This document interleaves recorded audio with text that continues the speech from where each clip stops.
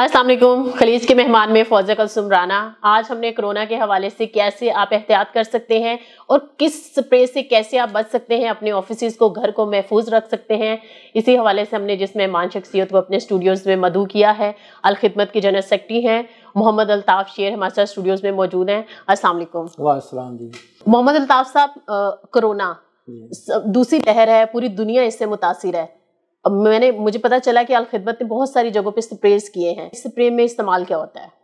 इस कोरोना वबा ने दुनिया भर की तरह वतन अजीज़ को भी बेहद मुतासर किया और इस गैर मामूली हालात के अंदर अल खिदमत फाउंडेशन ने एक नई तारीख रकम की है खिदमत की, जिसमें सबसे पहले तो हमने आगाही मुहिम शुरू की ताकि लोगों को ये अवेयरनेस दी जाए, ये शऊर दिया जाए कि इससे कैसे बचा जा सकता है। जो लोग इफ़ेक्ट होने के बाद हॉस्पिटल्स में आए उनको हमने तिब्बी इमदाद फराहम की। इसके बाद तीसरी स्टेज जो थी वो थी जो लोग बेरोज़गार हो गए, जो दिहाड़ीदार ख़ास तौर के अंदर जिनके कारोबार इफ़ेक्ट हुए, उन लोगों को इमदाद फराहम की गई। राशन की मद में ख़ास तौर के अंदर हमने तकरीबन सिर्फ इस्लामाबाद के अंदर जो जून तक पिछली लेयर जो आई थी उसके अंदर जून तक जो हमने राशन फराहम किया है वो आलमोस्ट 20,000 फैमिलीज़ को राशन फराहम किया है। और चौथा जो आपने स्प्रे की बात की है, स्प्रे के अंदर ये बड़ा आसान है। क्लोरीन एक स्प्रे केमिकल इस पे डाला जाता है। एक जो स्प्रे पंप है अभी आपको डिमॉन्स्ट्रेट करके भी बताया जाएगा, उसके अंदर 10 लीटर पानी डाला जाता है और सिर्फ 10 ml क्लोरीन डाली जाती है विद अदर केमिकल्स। ठीक है। और ये एक पंप जो है ये तकरीबन एक 5 मरले के मकान के लिए काफ़ी होता है और बड़ा सस्ता है, यानी ये तकरीबन 150-200 का फार्मूला है टोटल स्प्रे का। ठीक है। जिसमें उसकी लेबर भी शामिल है। तो इसमें ये जरासीम कुश है और कोरोना के साथ साथ दीगर जो अगर हम बात करते हैं जैसे कि दीगर जरासीम या डेंगू मच्छर वगैरह भी है, तो क्या ये उनके लिए भी मौसर है? ये बोथ बैक्टीरिया और वायरस दोनों के लिए इक्वली इफ़ेक्टिव है और उनकी जर्म्स को कंट्रोल करता है, क्लीन करता है और बड़ा मौसर ये इलाज है। मसाजिद में हमने स्प्रे किया है, हॉस्पिटल्स में स्प्रे किया है और बिला तफरीक मज़हब और रंग व नस्ल हमने तमाम इबादत गाहों में, गिरजाघरों में, ये जो मसाजिद में और इमाम बारगाहों के अंदर और दूसरी दीगर मसाजिद जो लोगों की इबादत गाहें उनके अंदर स्प्रे किया है। तमाम हॉस्पिटल्स जो बड़े बड़े हैं, इसके अलावा जो पब्लिक प्लेसेस हैं जहाँ जो गलियाँ इफ़ेक्ट हो जाती थी, स्पेशली उन गलियों के अंदर जाके ना सिर्फ स्प्रे किया गया बल्कि वहाँ हमने पका पकाया राशन भी तकसीम किया।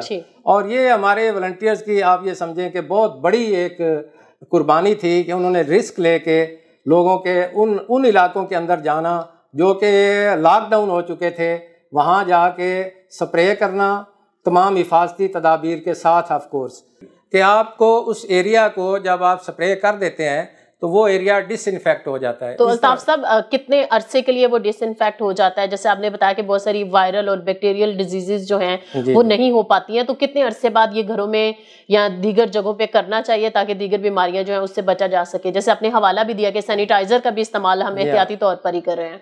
जिस तरह सैनिटाइजर को भी बार बार लगाने का कहा गया है, इसी तरह ये जो स्प्रे है ना, ये बहुत लॉन्ग लास्टिंग इसका इफेक्ट नहीं होता। ठीक है। इसलिए इसको बार बार करने की ज़रूरत है और ये एक सफाई का एक तरीका है। ठीक है। देखें, सफाई जैसे हम कहते हैं ना निस्फ ईमान है। जी बिल्कुल। जैसे हम वजू करते हैं, वजू में भी आप देखें ना अल्लाह ताला ने कोई हिकमत रखी कि 5 दफ़ा उसको दिन में कहा गया कि करो, हर नमाज के साथ करो।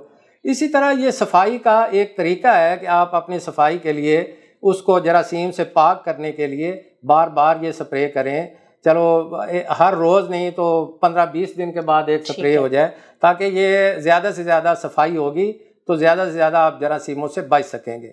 और तो इसके कोई मुज़र असरात तो नहीं है? जैसे आपने बताया आप भी एक्सपर्ट हैं, इन चीज़ों को समझते हैं, तो आप लोगों ने इसका कोई टेस्ट वगैरह करवाया है ताकि इससे किसी किस्म की बीमारी या कोई मसला, एलर्जीज भी होती है ना मुख्तलिफ लोगों को, जल्द की सांस लेने में दुश्वारी या इस तरह के प्रॉब्लम्स? देखिए जी, पहली तो बात यह है कि ये इंसानों के ऊपर तो स्प्रे नहीं किया जाता, ये फर्श के ऊपर, घर के अंदर, दीवारों के ऊपर और किसी ऐसी चीज़ के ऊपर कि जहाँ आप यूज़ करते हैं मसलन बेड्स वगैरह, ठीक है, तो इसलिए इसका कोई किसी किस्म का कोई मुज़र सेहत इफ़ेक्ट नहीं है।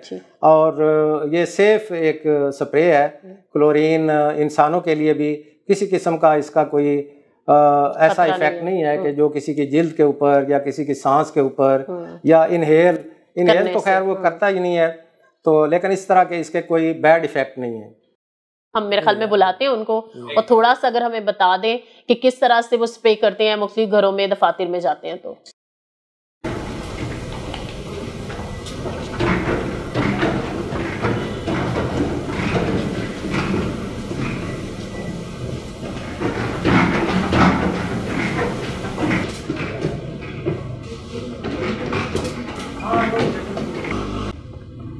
आ जाए अपना ज़हीम भाई।